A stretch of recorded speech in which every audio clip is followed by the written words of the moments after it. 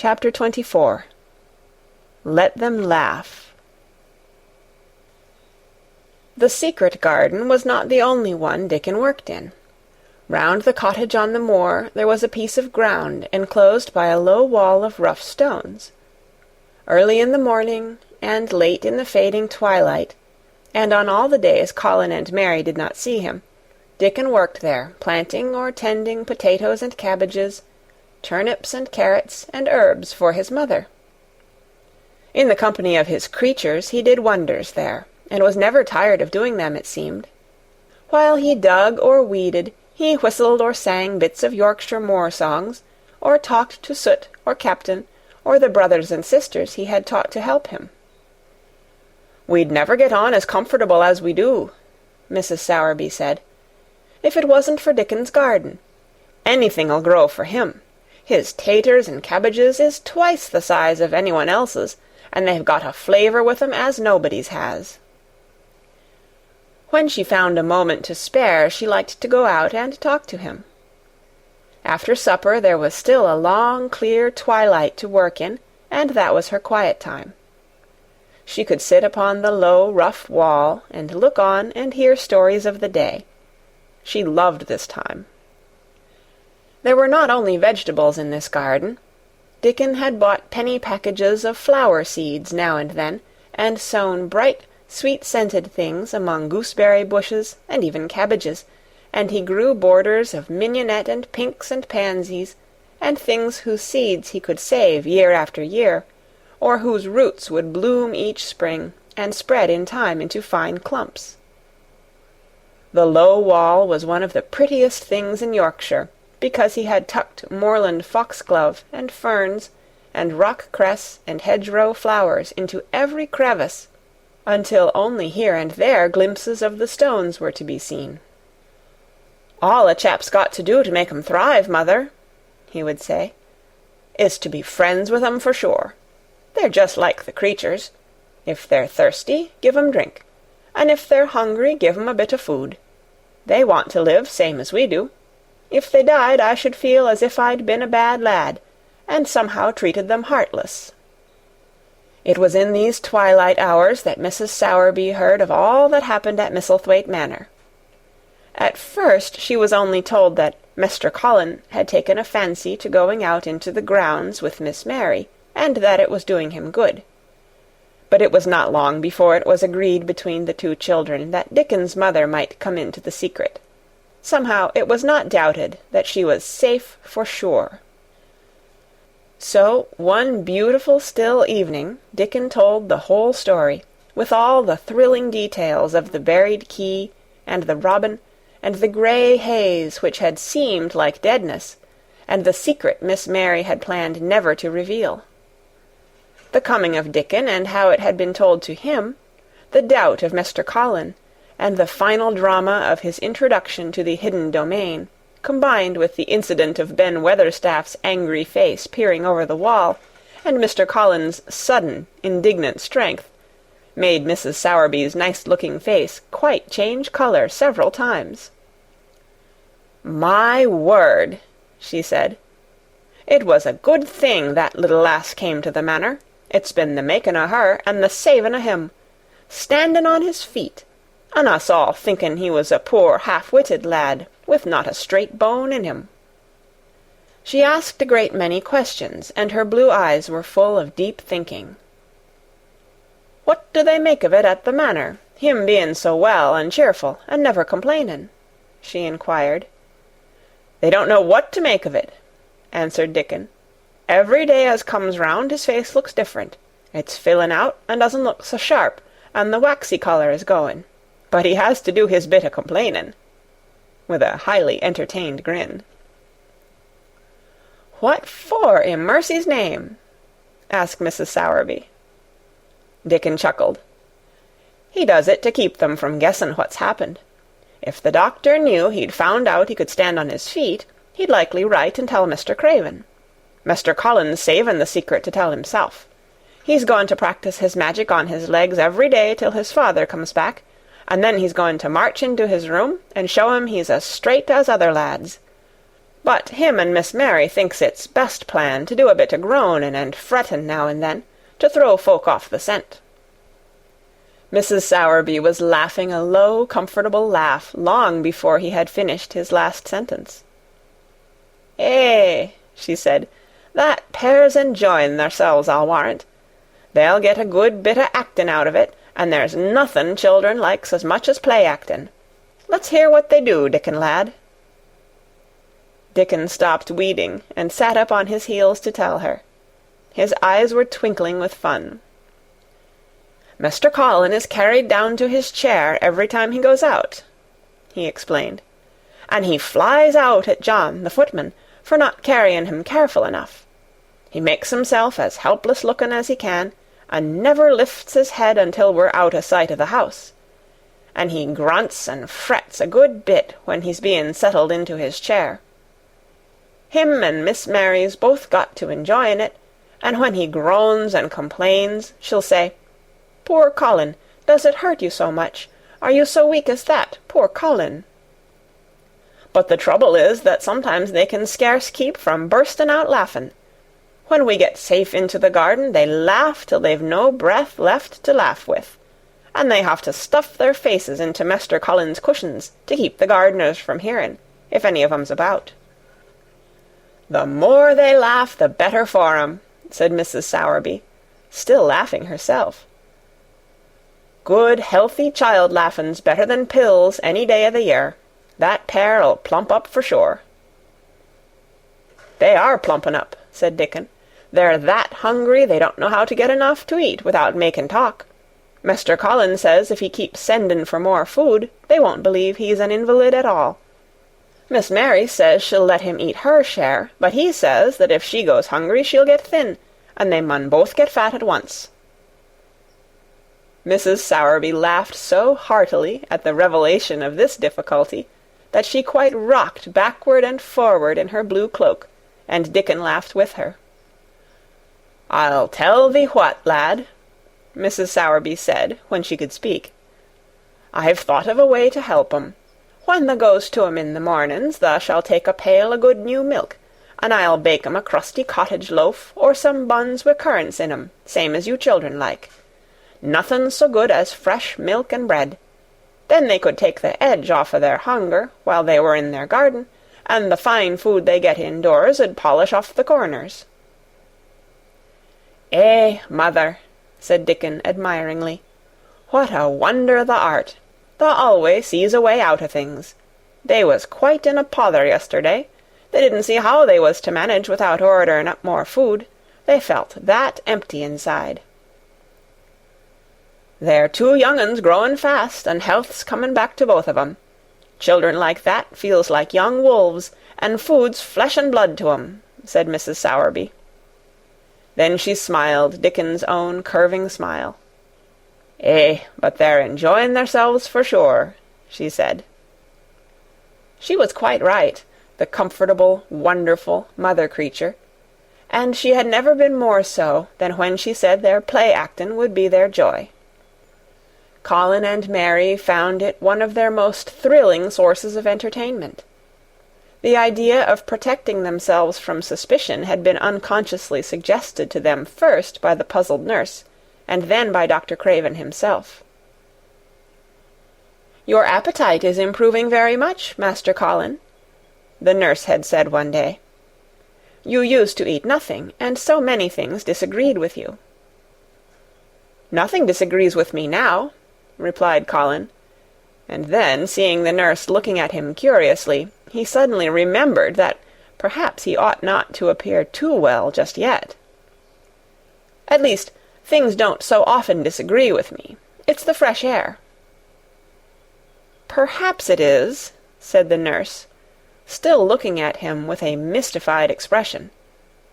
"But I must talk to Dr. Craven about it." "How she stared at you," said Mary, when she went away, "as if she thought there must be something to find out." "I won't have her finding out things," said Colin. "No one must begin to find out yet." When Dr. Craven came that morning, he seemed puzzled also. He asked a number of questions, to Colin's great annoyance.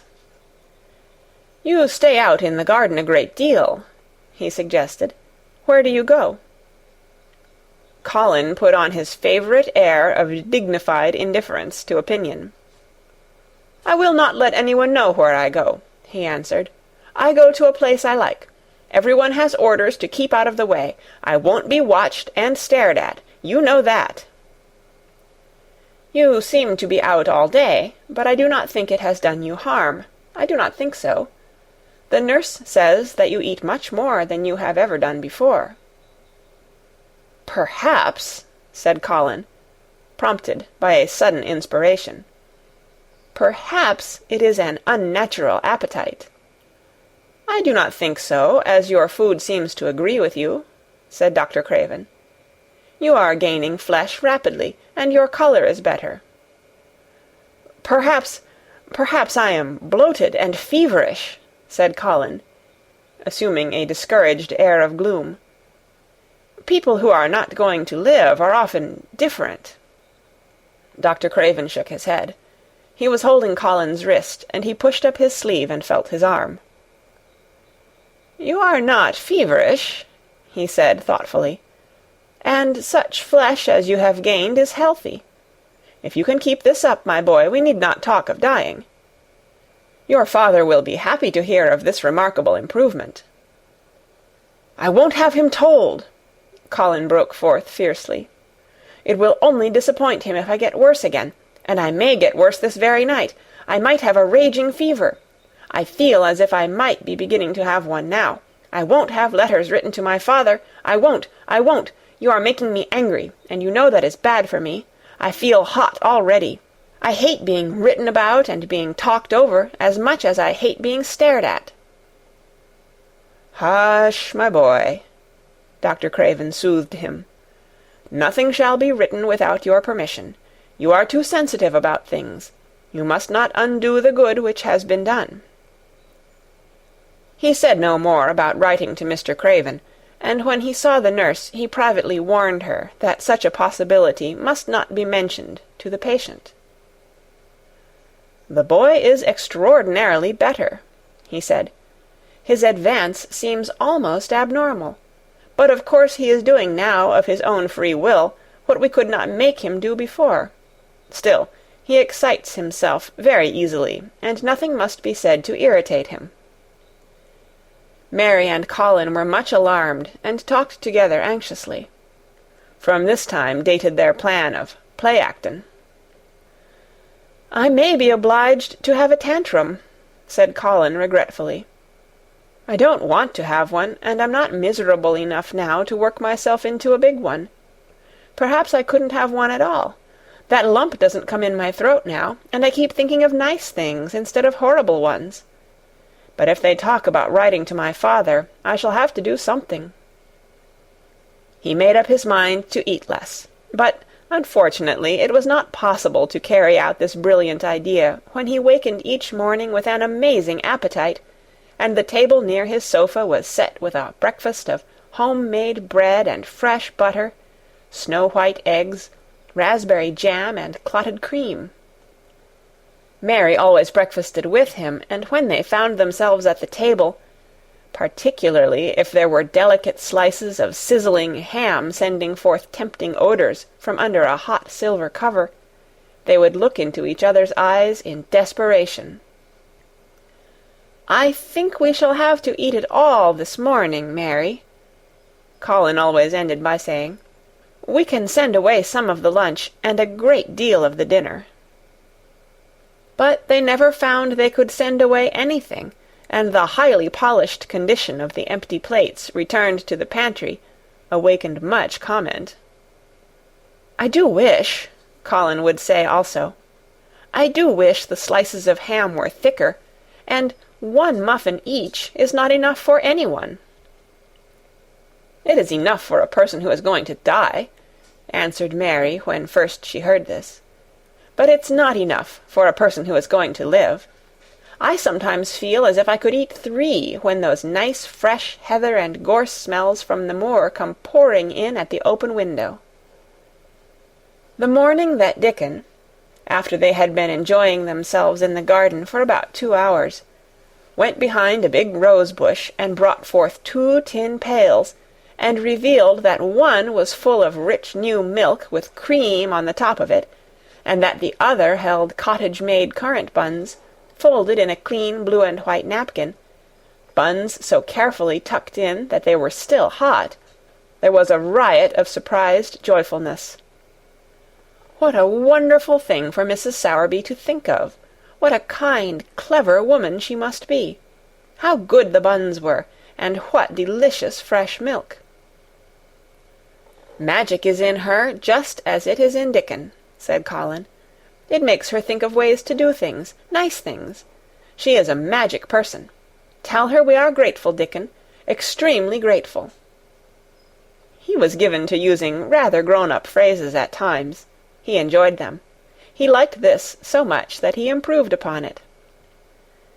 "Tell her she has been most bounteous, and our gratitude is extreme." And then, forgetting his grandeur, he fell to and stuffed himself with buns, and drank milk out of the pail in copious draughts, in the manner of any hungry little boy who had been taking unusual exercise and breathing in moorland air, and whose breakfast was more than 2 hours behind him. This was the beginning of many agreeable incidents of the same kind. They actually awoke to the fact that, as Mrs. Sowerby had 14 people to provide food for, she might not have enough to satisfy 2 extra appetites every day. So they asked her to let them send some of their shillings to buy things. Dickon made the stimulating discovery that in the wood in the park outside the garden where Mary had first found him piping to the wild creatures, there was a deep little hollow where you could build a sort of tiny oven with stones, and roast potatoes and eggs in it. Roasted eggs were a previously unknown luxury, and very hot potatoes with salt and fresh butter in them were fit for a woodland king, besides being deliciously satisfying. You could buy both potatoes and eggs, and eat as many as you liked, without feeling as if you were taking food out of the mouths of 14 people. Every beautiful morning the magic was worked by the mystic circle under the plum-tree which provided a canopy of thickening green leaves after its brief blossom-time was ended. After the ceremony, Colin always took his walking exercise, and throughout the day he exercised his newly found power at intervals. Each day he grew stronger and could walk more steadily and cover more ground. And each day his belief in the magic grew stronger, as well it might. He tried one experiment after another, as he felt himself gaining strength, and it was Dickon who showed him the best things of all. "Yesterday," he said one morning, after an absence, "I went to Thwaite for mother, and near the Blue Cow Inn I seed Bob Hayworth. He's the strongest chap on the moor. He's the champion wrestler, and he can jump higher than any other chap, and throw the hammer farther. He's gone all the way to Scotland for the sports, some years. He's knowed me ever since I was a little un, and he's a friendly sort, and I asked him some questions. The gentry calls him a athlete, and I thought o' thee, Mr. Colin, and I says, 'How did they make the muscles stick out that way, Bob? Did they do anything extra to make thyself so strong?' And he says, 'Well, yes, lad, I did. A strong man in a show that came to Thwaite once showed me how to exercise my arms and legs and every muscle in my body.' And I says, 'Could a delicate chap make himself stronger with 'em, Bob?' And he laughed and says, 'Art thou the delicate chap?' And I says, 'No, but I knows a young gentleman that's getting well of a long illness, and I wish I knowed some of them tricks to tell him about.' I didn't say no names, and he didn't ask none. He's friendly, same as I said, and he stood up and showed me good-natured like, and I imitated what he did till I knowed it by heart." Colin had been listening excitedly. "Can you show me?" he cried. "Will you?" "Aye, to be sure," Dickon answered, getting up. "But he says thou mun do 'em gentle at first, and be careful not to tire thysel. Rest in between times, and take deep breaths, and don't overdo." "I'll be careful," said Colin. Show me, show me! Dickon, you are the most magic boy in the world." Dickon stood up on the grass and slowly went through a carefully practical but simple series of muscle exercises. Colin watched them with widening eyes. He could do a few while he was sitting down. Presently he did a few gently while he stood upon his already steadied feet. Mary began to do them also. Soot, who was watching the performance, became much disturbed, and left his branch and hopped about restlessly, because he could not do them too. From that time the exercises were part of the day's duties as much as the magic was. It became possible for both Colin and Mary to do more of them each time they tried, and such appetites were the results that, but for the basket Dickon put down behind the bush each morning, when he arrived, they would have been lost. But the little oven in the hollow, and Mrs. Sowerby's bounties were so satisfying that Mrs. Medlock and the nurse and Dr. Craven became mystified again. You can trifle with your breakfast, and seem to disdain your dinner, if you are full to the brim with roasted eggs and potatoes, and richly frothed new milk, and oatcakes and buns, and heather honey and clotted cream. "They are eating next to nothing," said the nurse. "They'll die of starvation if they can't be persuaded to take some nourishment. And yet see how they look." "Look!" exclaimed Mrs. Medlock indignantly. I'm moithered to death with them. They're a pair of young Satans, bursting their jackets one day, and the next turning up their noses at the best meals cook can tempt them with. Not a mouthful of that lovely young fowl and bread sauce did they set a fork into yesterday, and the poor woman fair invented a pudding for them, and back it sent. She almost cried. She's afraid she'll be blamed if they starve themselves into their graves." Dr. Craven came and looked at Colin long and carefully. He wore an extremely worried expression when the nurse talked with him, and showed him the almost untouched tray of breakfast she had saved for him to look at, but it was even more worried when he sat down by Colin's sofa and examined him. He had been called to London on business, and had not seen the boy for nearly 2 weeks. When young things begin to gain health, they gain it rapidly. The waxen tinge had left Colin's skin, and a warm rose showed through it. His beautiful eyes were clear, and the hollows under them and in his cheeks and temples had filled out. His once dark, heavy locks had begun to look as if they sprang healthily from his forehead, and were soft and warm with life. His lips were fuller and of a normal colour. In fact, as an imitation of a boy who was a confirmed invalid, he was a disgraceful sight. Dr. Craven held his chin in his hand and thought him over. "I am sorry to hear that you do not eat anything," he said. "That will not do. You will lose all you have gained, and you have gained amazingly. You ate so well a short time ago." "I told you it was an unnatural appetite," answered Colin. Mary was sitting on her stool near by, and she suddenly made a very queer sound, which she tried so violently to repress that she ended by almost choking. "What is the matter?" said Dr. Craven, turning to look at her. Mary became quite severe in her manner. "It was something between a sneeze and a cough," she replied with reproachful dignity. "And it got into my throat. But," she said afterward to Colin, "I couldn't stop myself. It just burst out, because all at once I couldn't help remembering that last big potato you ate, and the way your mouth stretched when you bit through that thick, lovely crust with jam and clotted cream on it." "Is there any way in which those children can get food secretly?" Dr. Craven inquired of Mrs. Medlock.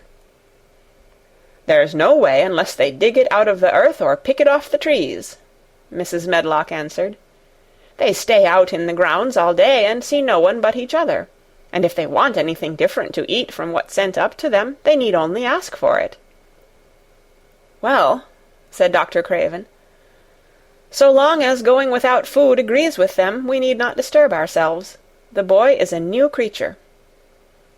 "So is the girl," said Mrs. Medlock. "She's begun to be downright pretty since she's filled out and lost her ugly little sour look. Her hair's grown thick and healthy-looking, and she's got a bright colour. The glummest, ill-natured little thing she used to be, and now her and Master Colin laugh together like a pair of crazy young ones. Perhaps they're growing fat on that." "Perhaps they are," said Dr. Craven. "Let them laugh." End of Chapter 24. Read by Kara Schallenberg on February 18th, 2006, in Oceanside, California.